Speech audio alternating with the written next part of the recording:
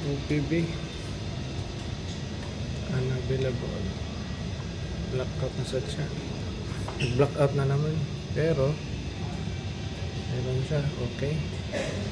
Start natin yun. OPB. OPB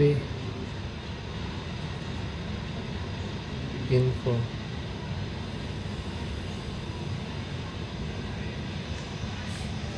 Not. Okay. Tahan na natin dito sa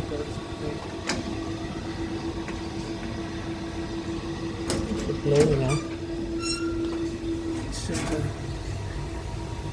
Set to MOPB reset ito. Dito sa simulator power A lang, sa actual A and B. Then on. Okay. Power off mo. B.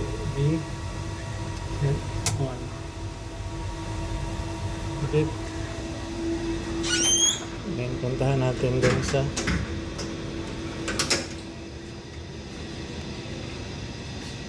ayan. Reset. Hintayin lang natin.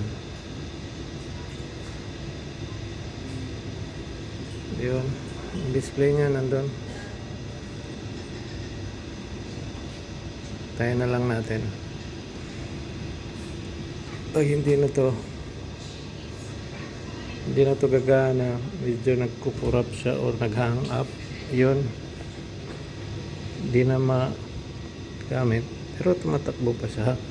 A and B pag mawala, okay lang. Tatakbo pa rin ang makina.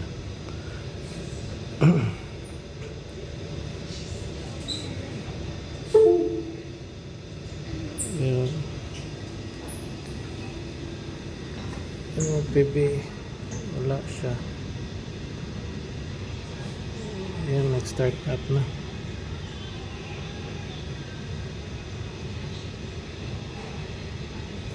Tumatakbo pa rin ang makina.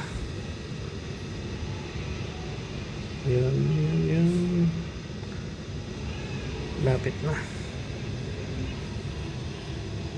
Yun, hide lang natin to.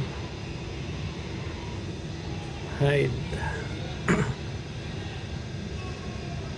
Technical access man BW, walang space. Nare-restart na.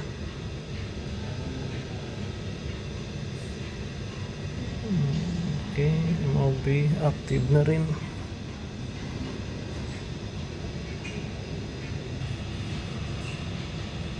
Yun, matagal.